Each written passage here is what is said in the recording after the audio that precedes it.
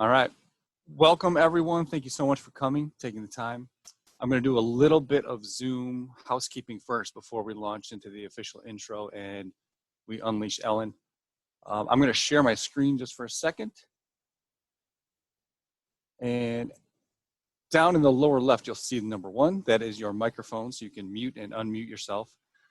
Ellen also has control over that, so she can mute everybody. So if you think you're unmuted and then you get muted suddenly, it's because we have done that on our end, but you can always unmute yourself if you have something to say. Right next to that is video on and off. So if you are having lunch or you just don't want us to see your beautiful face, go ahead and turn that off. Number 3 is the chat. If you click that, you'll see the chat window open up.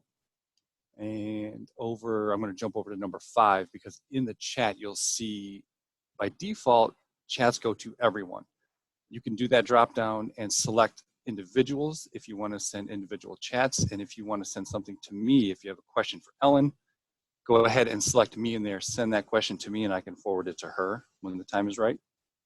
And then Ellen already touched on number 4 in the upper right speaker view. So you can play with that to see what works best for your preference. And now on to the lovely Dr. Ellen. So she and I run Mindset PT in Kalamazoo, Michigan. A lot of you are familiar with us. If you want to do a deeper dive into what we do, you can go to mindsetpt.com. But for Ellen, she has been practicing sports med, physical therapy, and movement for over 20 years. And in addition to getting her doctorate from the Mayo Clinic, anyone who has spent time with Ellen, I think you'll know, just in addition to the knowledge and the academia she has explored on her own, she has an intuition that when you walk in the door, she knows something is wrong. And she can ask you immediately, what's going on with that right knee? And you haven't even opened your mouth yet. So I hope you enjoy this. She's going to introduce you to a lot of why you might be in pain, how you can stop that pain at its source rather than just treat the symptoms. And this is only part 1. So this is going to get really good. And I'll get out of the way so Ellen can take it. Thank you so much. And you guys, you can hear me okay? Thumbs up from Jeremy. Awesome. And you can see the beautiful screen here, maintaining your body for long-lasting health. Beautiful. Just making sure we're all in the right place. Well, first off, thank you guys so much for being here and for taking the time and really for choosing yourself. So we're going to put aside COVID for a minute. That's obviously a hot topic, but these principles that we're going to talk about, they're not just for COVID. They're for you and yourself and in your future. Our goal with all of these talks, we've done 4 so far, our goal is to help you with the essential components of health. So we've already had Carrie Palmer on from Insight Functional Medicine talking about your immune system. We've had Dr. Alexandra Copeland on talking about your eye health in the digital age. We've had Brian Face on from Face to Face Financial Planning to talk about some financial considerations. And then we've also had Ashley True on to talk about your mental health. So if you haven't checked those out, these people are amazing. And they have some wonderful information that is not just good information, but it's usable information so that you can start making better choices every day. So check those out. They're on our website under the blog section. The focus of today is empowering you about making better choices with regards to your physical health, specifically more in the musculoskeletal and nervous systems. But you're going to find out real quick that all of the systems in your body, not just the musculoskeletal system and neurological system, but everything integrates together. So if you're in this webinar, most likely you're here in the United States. So then you therefore live in a world where you have access to countless amounts of knowledge and information and resources at your fingertips. And here in the US, we have access to some of the leading experts on health. But yet the US still is incredibly sedentary and incredibly unhealthy. So can anybody guess what the best restaurant or the most common, I should say like the overall highest revenue per generating restaurant is in the entire United States? If you have a guess, put it in the chat section so Jeremy can tell me. I'm curious to hear what people say. Oh man, Laura got it right out of the gate. Meg got it out of the gate. Yeah, what is it?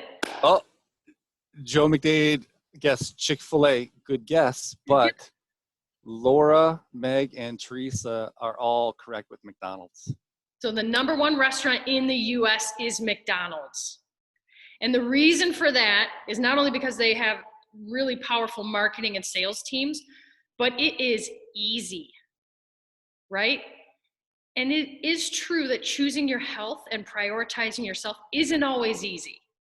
So by all of you showing up today, that tells me you are the exception. And you want to learn about your body so that you can achieve that lifestyle, maybe that pain level, but that overall health optimization that you desire, that longevity and that quality of life.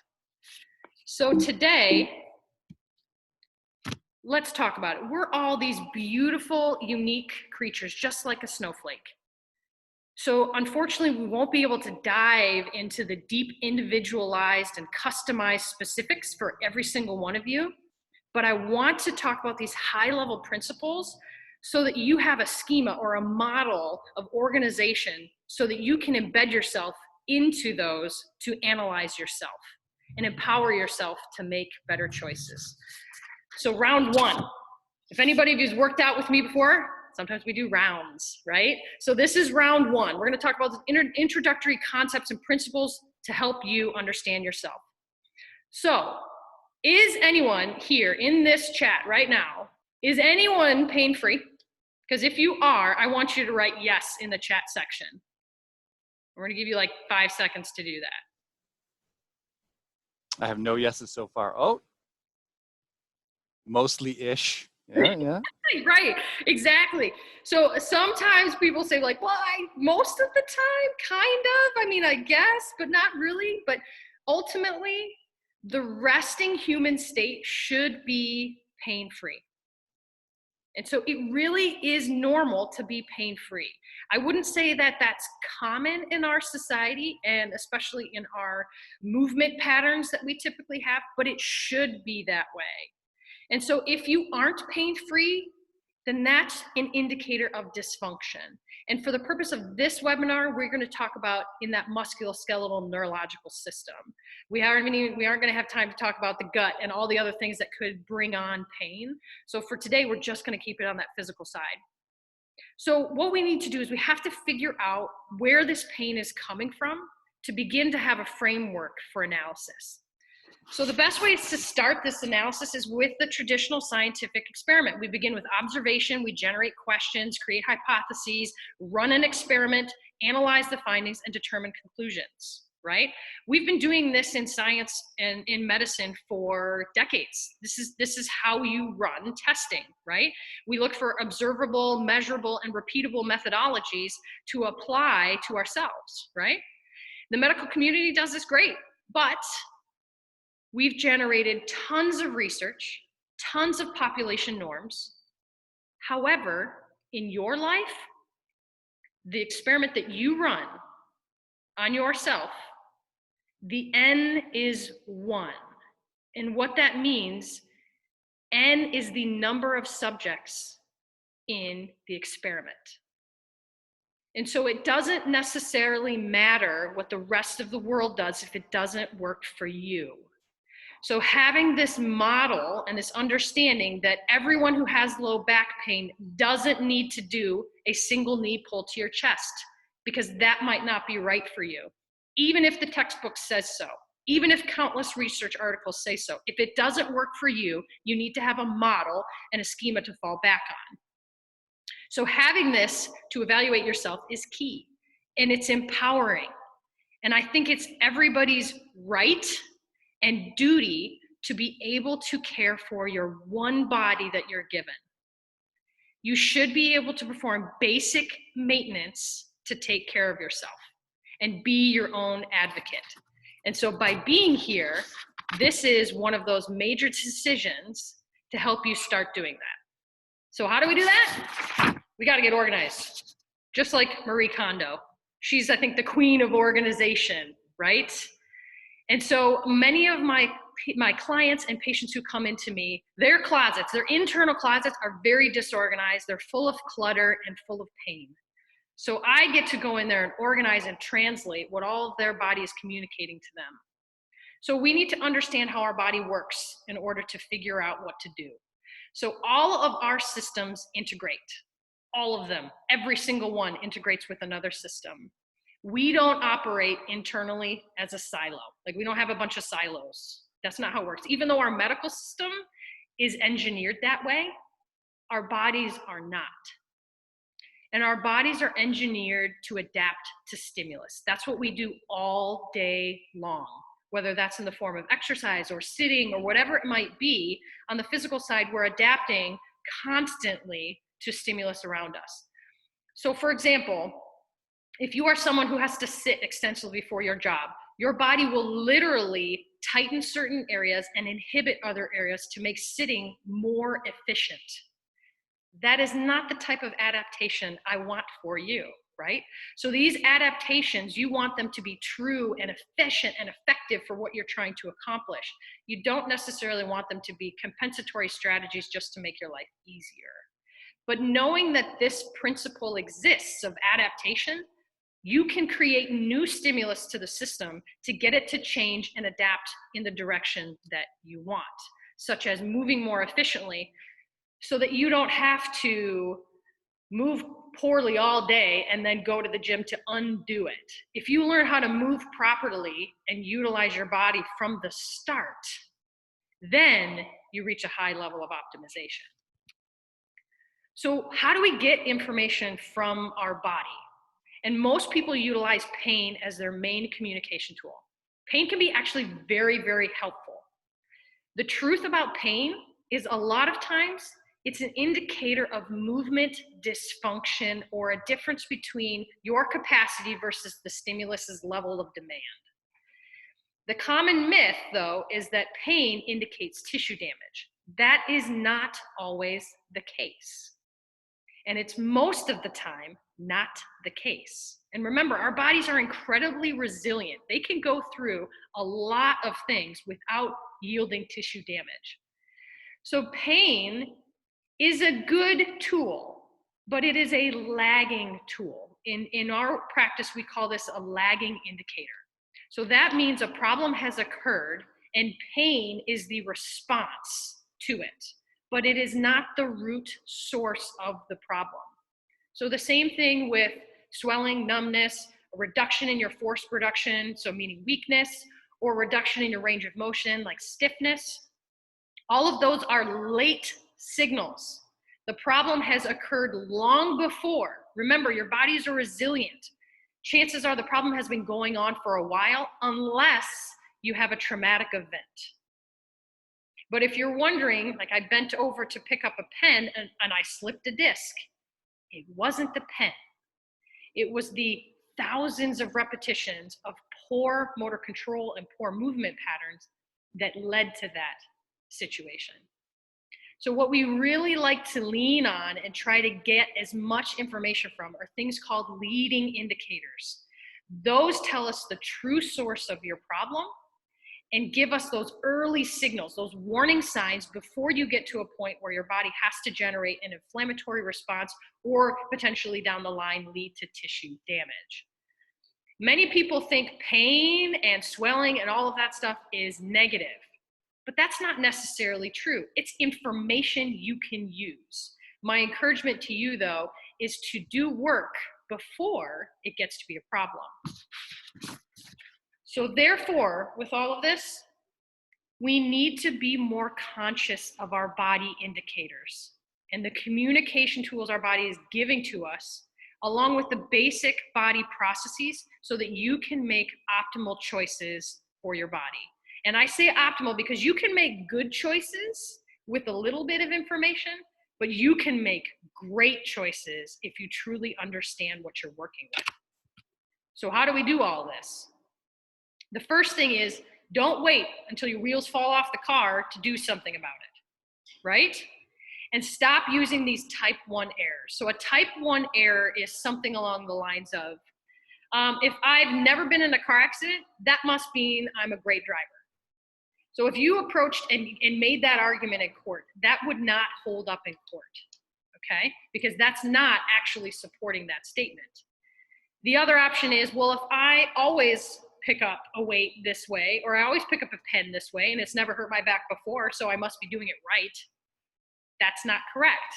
Those are not true statements. Those are called type 1 errors.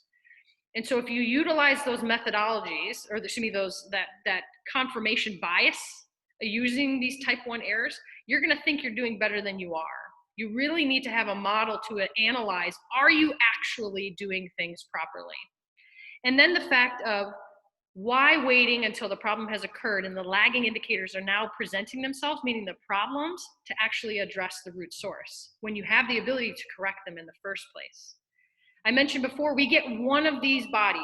So why wait until something horrible happens when your body has to yell loud enough for you to listen to actually take action? We want to rely on those leading indicators to treat the root source or the true source of our problem. And many times in the movement sense, we utilize position. Position equals power every day of the week. So because we are human and we live on Earth, we are affected by gravity and we must abide by the laws of physics. When you apply that to the human body, that is called biomechanics. And those help us determine the optimal angles and force vectors and things like that to determine power and safety and injury risk, all of the above. So utilizing that information, you can not only prevent the injuries, but you can improve and optimize your whole system. Because I will tell you, if you wait and you don't treat that root cause, the cost internally to live that way is quite high. And in addition, I think you know better. And we should be empowered to take action for ourselves. And the indicators are there. So if you choose not to listen, you will pay the price at some point. And in addition, you're worth it. You should be able to care for yourself in the right way.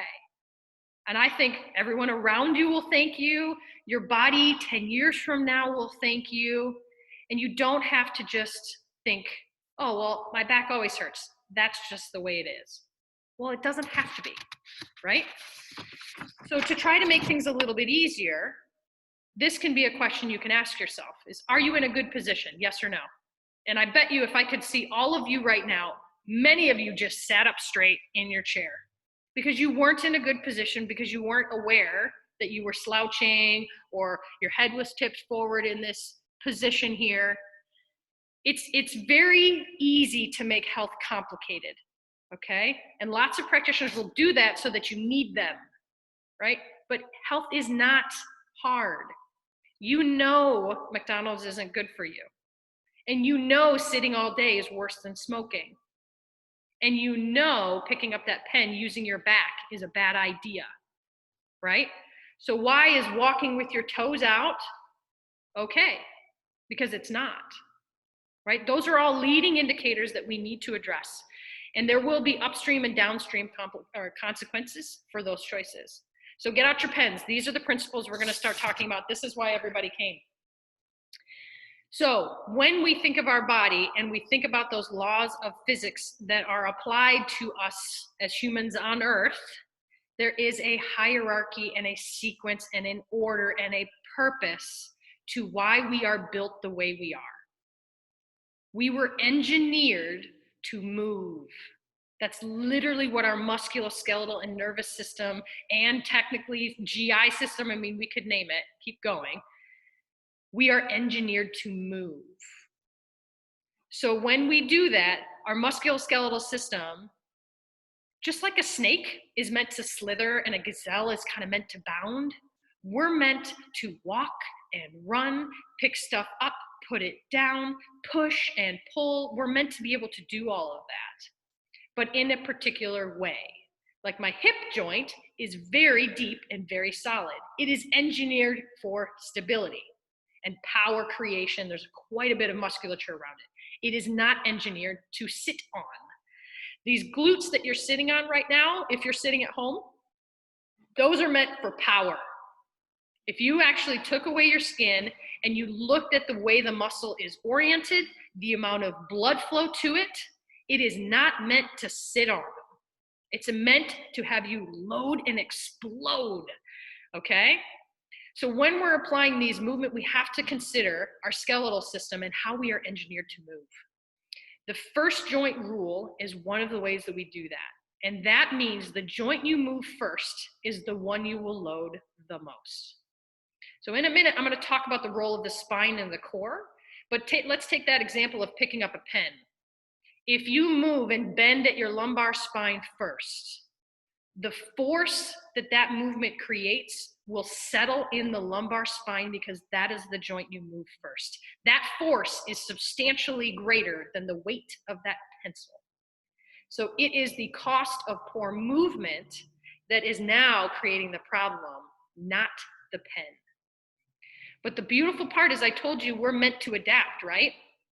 So if you learn how to move well, not only will you address future problems, but any existing problems you have right now, you then trigger a stimulus to create and help your tissues resolve that dysfunction. So 98% of the people in the United States that were seeking pain medication had conditions that were preventable. And this is the kind of stuff that I'm talking about with how you're using, and the movement practice you are using on a daily basis becomes permanent motor pathways in your brain.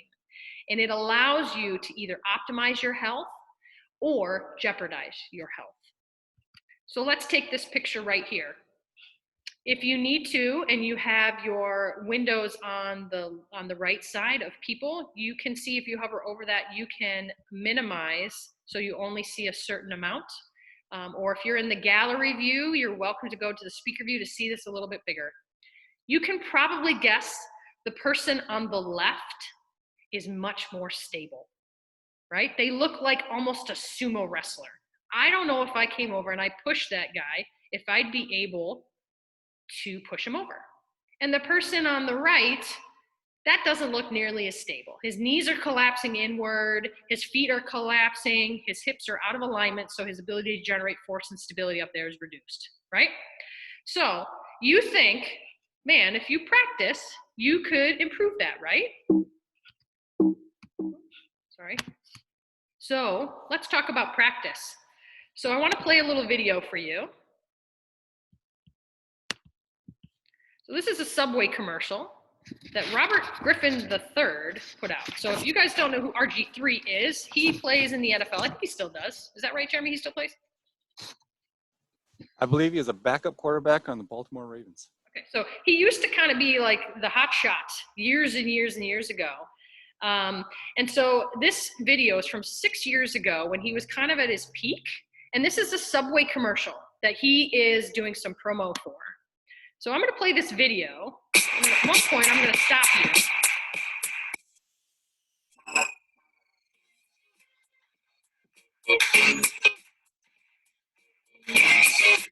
All right, so this guy's pretty athletic, right? And he's pretty darn strong. And you would think he's probably a smart guy, right? And stable guy. Let's see if I can get this to be perfect. Okay, so now he's about to load into a jump, right? He's an NFL quarterback with knees that come in. This mechanism right here, and it's not like he's never jumped before. He's practiced jumping and power maneuvers for a very long time, and nobody's corrected that movement pattern.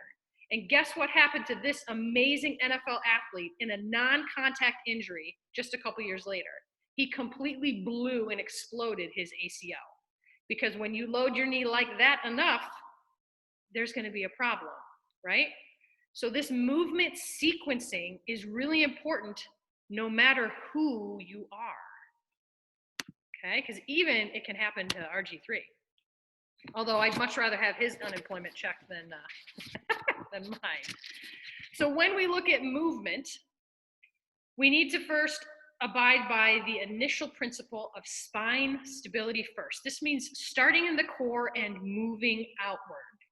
There's many reasons for this, But one of the factors is an injury to the CNS, which is the central nervous system, which is made up of your brain and your spinal cord. That is very traumatic for your system. And because that's a very protected group of tissues, your body's response to even a mild injury can be very intense. And if anyone in this room has ever hurt their back before, you find out real quick how often you have to use your back, and you probably didn't realize how involved your back muscles and spine is in every movement you do. There's also a very, very strong link between the mental and the psychological aspects of of a back injury or a spinal injury. There's also an incredible amount of reduction in force output if it is loaded incorrectly and if it is loaded under pain. And we're going to find out why that is in just a minute. This is called the 10-pound rule. So in the cervical spine, our head sits on our neck and our neck sits on our body. We'd like those to stack on top of each other. Now there's some natural curves within the system that are normal. However, we really want that center of mass in our head to be over our body, which is our base of support in this sense. But if it is not, which most of us it is not, because we spend a lot of time on things in front of us. So our computers, our phones, our books, things like that, where our head is in front of our body. So sometime today, I want you to go and put yourself against a wall and see if you can get your butt, your back, and the back of your head against that wall without extending your neck. And see if you can do that and see if that feels normal to you. For every inch forward that you are from the wall, you add 10 extra pounds of pressure on your neck and the muscles of your neck and upper back. So it is not uncommon when people come to me and they've had chronic neck pain for 20 years. Yeah, I can see Joe's doing his test right now. That's awesome, Joe. And so see if you can hold that position for the rest of the day. Not necessarily on the wall, but no, not on the wall, but see if you can hold that alignment for the rest of the day. The other thing about the spine is we don't like to have your vertebrae change position relative to each other under load. That creates a local insult to the system and even can act somewhat like a guillotine, where it's a real sharp strain on that local segment. And again, when you have that strain to the body, whether it's or to the spine, when it's at a local segment, you're gonna get a significant response to the tissues. They're gonna tighten, you're gonna trigger an inflammatory cycle that's really hard to get out of.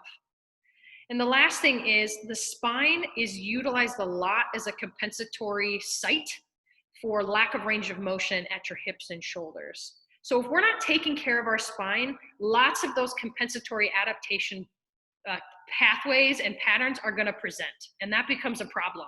So when I see people who have shoulder pain, I immediately look into their neck, their low back, and their mid back, because I want to see where the problem is coming from, because it's not always the shoulders, or vice versa. If somebody comes in and has low back pain, the classic example, I had a volleyball player who had actually progressed so far in her back pain, she gave herself a stress fracture.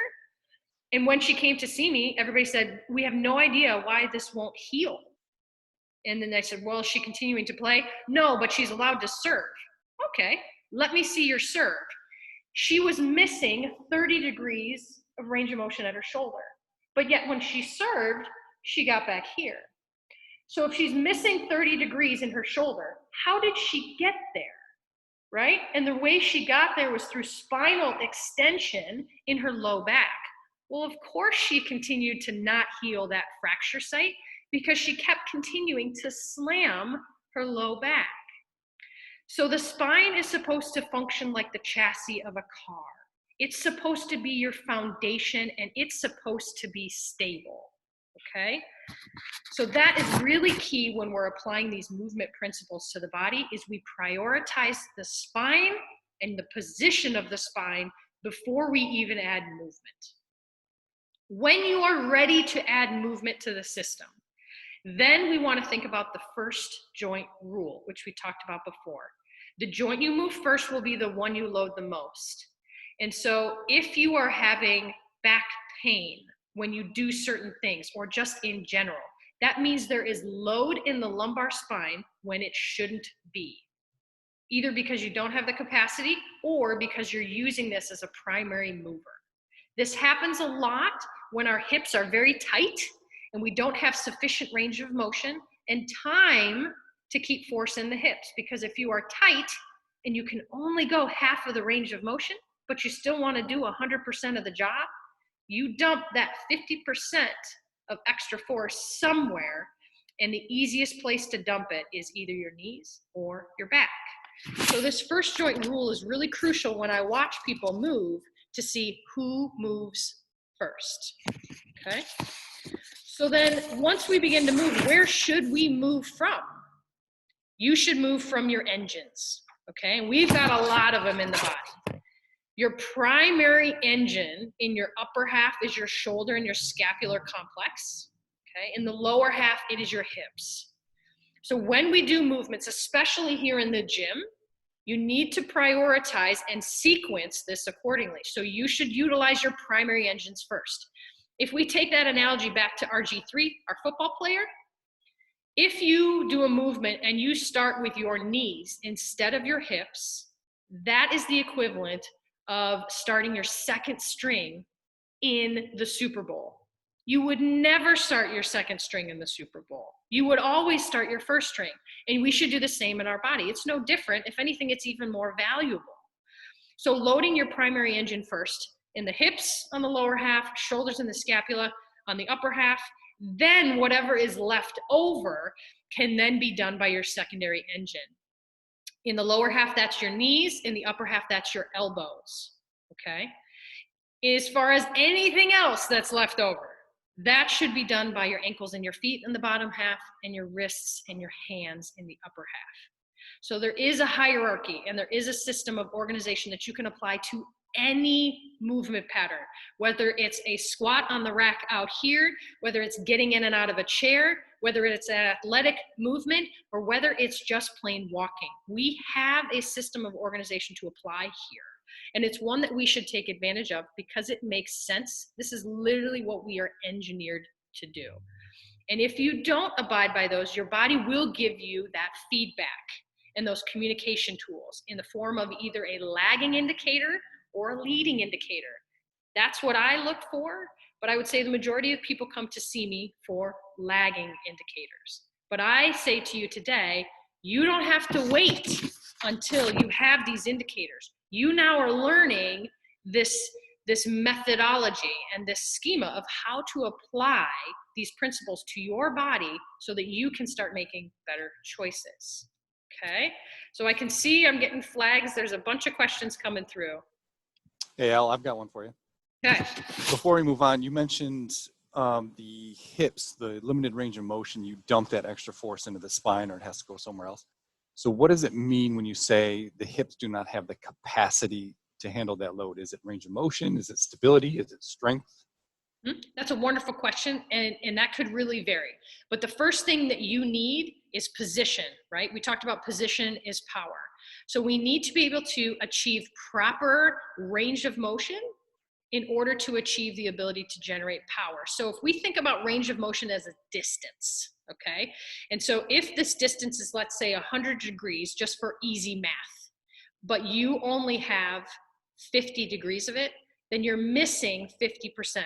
And what that means is then you're only able to generate power in half of the range of motion, therefore generating only half of the time it takes you to generate power. So you're really reduced in your output or your capacity because you just don't have the same amount of time or distance to create load across that muscle fiber, okay? So by opening up range of motion, that's the first way to see a power or an output or capacity increase, because now you just have more time and distance to transmit that force across. So you're gonna get a better output on the other end. But it's our job to not only improve the range of motion of that tissue so you have the ability to do it, but then remember that upper range that you didn't have, you don't automatically have tissue activation and tissue strength within this newfound range. So you have to reteach your body to take advantage of this entire range of motion and then learn how to control the range that you haven't been in probably a long time. So I hope that answers that question. Yep, thank you. Yeah. Any other ones coming in? Not to me privately. There might be some coming to you. Okay. So if anybody does have a question, go ahead and shoot it to me in the chat. Let me see. I have that popping up here a little bit. Oh, these may have been from before with McDonald's and Chick-fil-A and things like that. Okay, so when we have these power engines, let's take a movement like the squat, for example.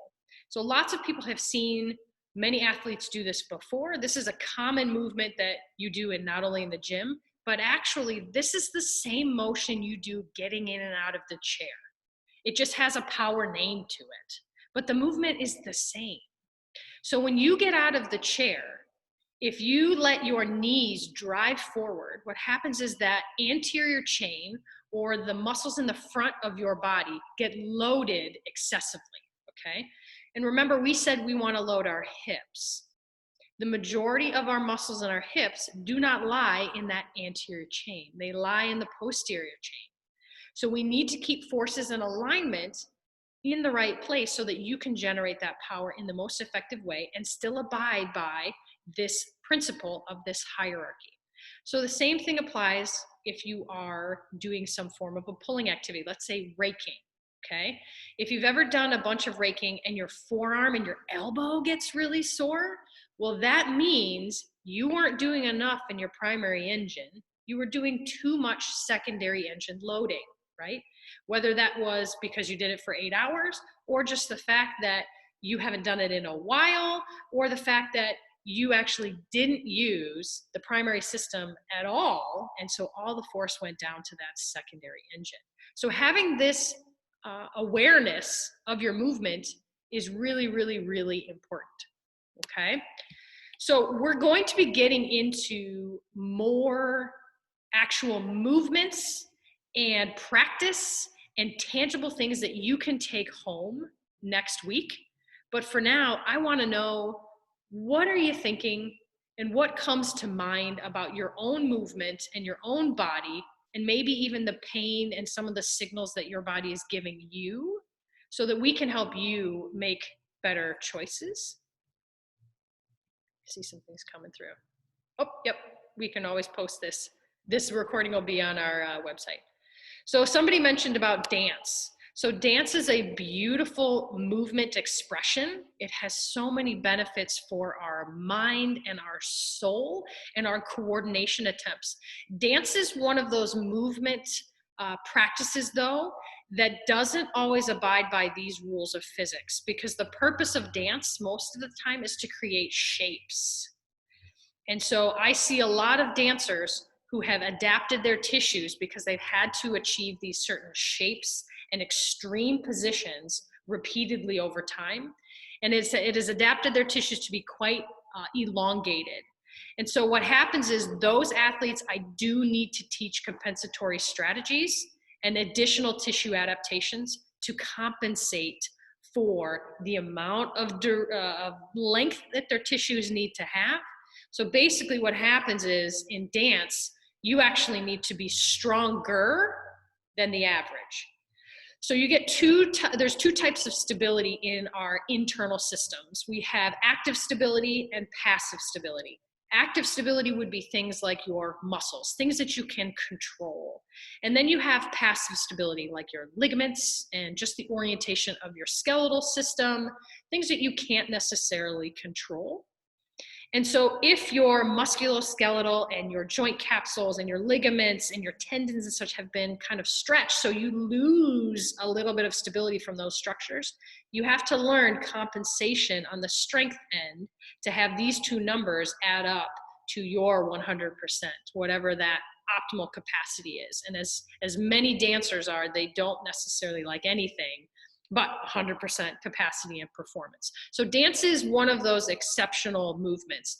But the nice part about dance is you aren't necessarily dancing 100% of your day. Those are usually in episodes in your day, so that you can, go a little bit, veer away from those natural tendencies of these optimal movement patterns, and then you work and balance that with compensation, but then the rest of the time should be optimal movement patterns. So I hope that was helpful.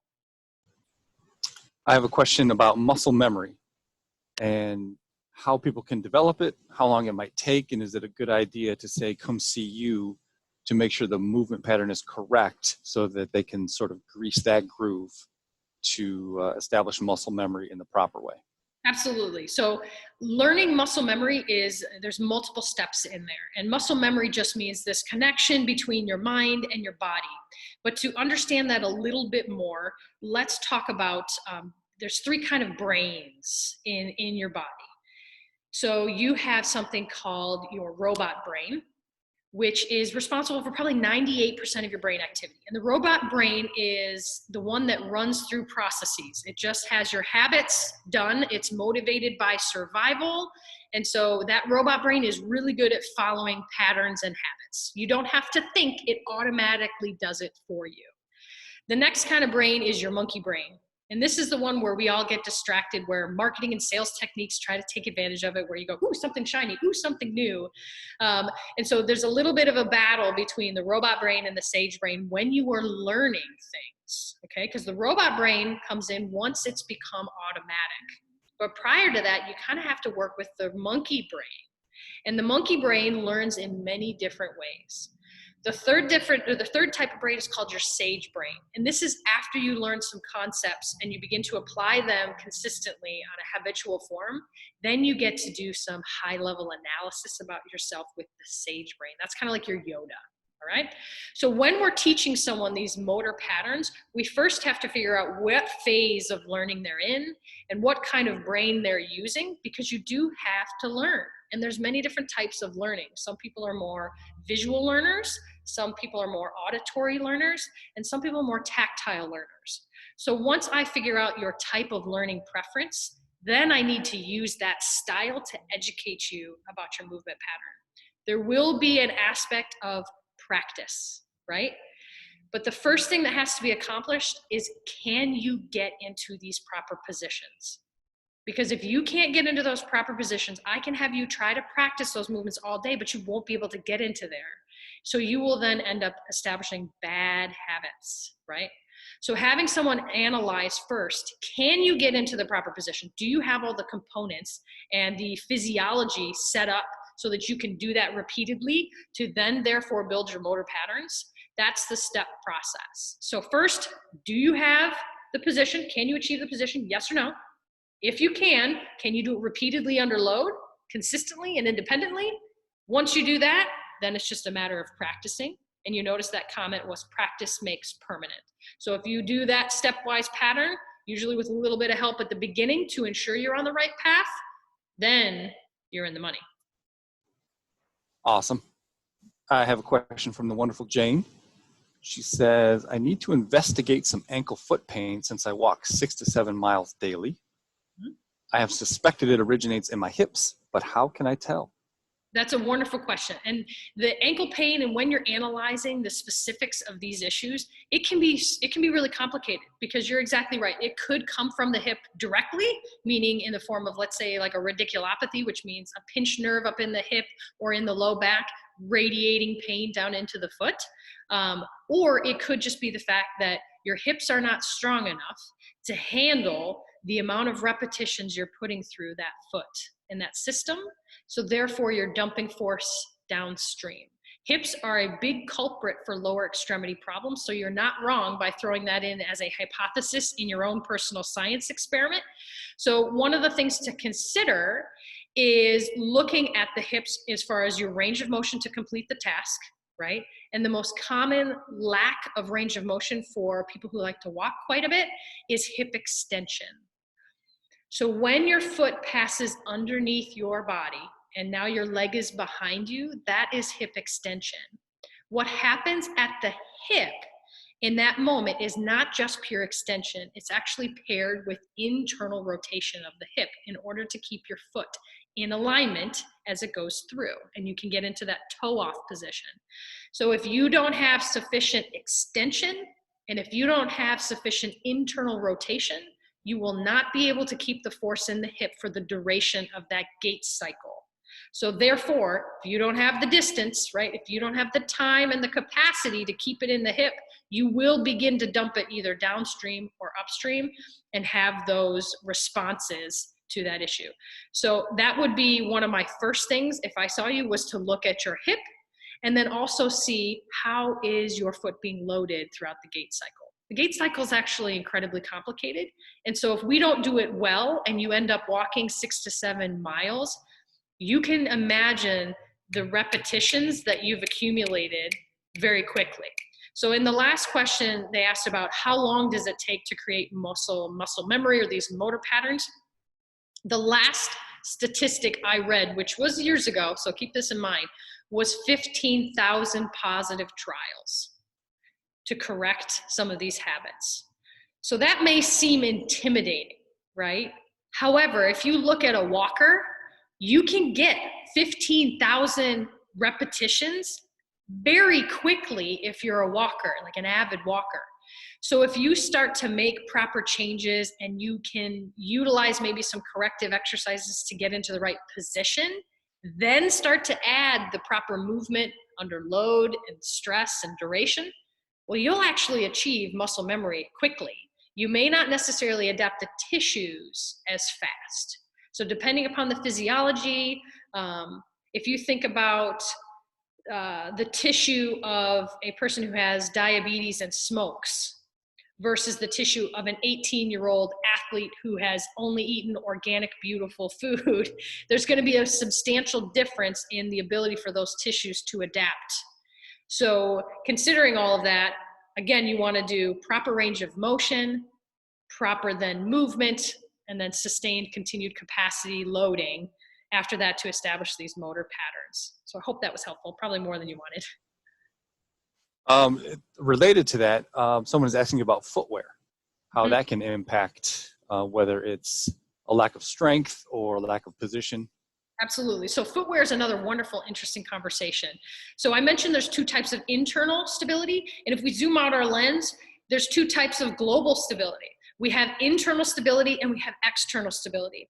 So internal stability is your musculoskeletal system, right? And your nervous system, how that all coordinates to create position and force vectors and strength. Then on the external side, that's things like shoes, taping, and bracing, and all sorts of other supportive things that take the place of your internal system, or they can support it. My personal philosophy, and keep this in mind, this is my personal philosophy, is I like to maximize your internal system first. And I try to get your tissues to adapt to what you want to accomplish. And then what is left over, I will move over and utilize those external sources for. Or maybe in the acute phase when we just needed it short term. But I really try not to post people and support people more than what they need, because usually that ends up leaving you weaker over time, when really the root problem is the fact that you aren't strong enough to achieve what you want out of the tissues. So let's address that rather than just put a Band-Aid on it with a nice $100 arch supporting shoe. Because there's a fun fact. Your arches in your feet are technically engineered and designed to be non-weight bearing surfaces. So the reason why we arch, or we post and support the arches all the time, is because we've lost our ability to do that. And a lot of that happens because we just don't walk enough, right? We sit way too much in our day, and we lose the capacity to have that rigid, solid foot. And so we also lose hip strength, right? So if our hips aren't strong, the demand gets dumped downstream and the foot can't keep up. So it's this cascade of events of problems where we could address them with an external stabilizing piece. But my personal view is you should probably address the internal root problem first. Whatever you can't do should be done then with any sort of external system. Awesome. So people are asking what they can do to get started. What's the first step? The first to getting toward pain-free, proper movement? Yeah, the first step is here, right? Is learning this initial form of movement organization. And then just to start to watch yourself. And the reason we didn't do a whole ton of movement this first day is because we want to plant some seeds and we want to see what grows. So you start to realize, hey, when I walk, I'm walking forward, but my feet are pointing outward. That doesn't seem to match, right? And you're right, your feet shouldn't point out when you walk. They should point straight ahead, right? And then when you get up out of a chair, if your knee hurts, do it again and see if you can contract your glutes. You know, just to start to make these little subtle awareness moments and then these little subtle changes and see if you can start to correct some of the feedback, from some of the feedback your body is giving you. And then come back next week when we actually put some of this into practice. Because if we were to do all of that in one day, your ability to retain the information would be tough. On average, you will retain 10 to 20% of what's been covered in any webinar at this length of about an hour. And so I want you to retain some of it, and then I'm going to build on it, right? But if we just throw on more information, that's a ton more information you won't retain. So learn a little bit, process it over the next week, come back and let's actually apply it to movement and you and your body so that you can get real-time feelings and corrections of how you should be moving and utilizing this awesome system we have. Beautiful. We're already getting some good feedback. Liza said she realizes she hasn't been getting out of the chair the right way. Yeah, well, listen, your body's telling you something. It's just a matter of you listening, right?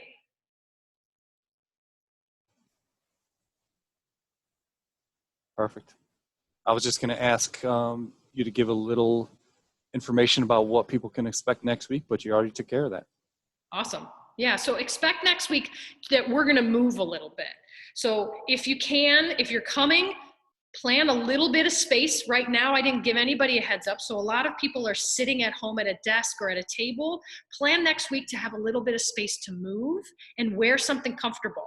A lot of you are here on your lunch breaks, and I know you're working from home, so maybe you're not in a suit and tie or anything like we used to have to do, but still be able to plan accordingly so that you can move your body in lots of different positions and that you can actually connect with yourself.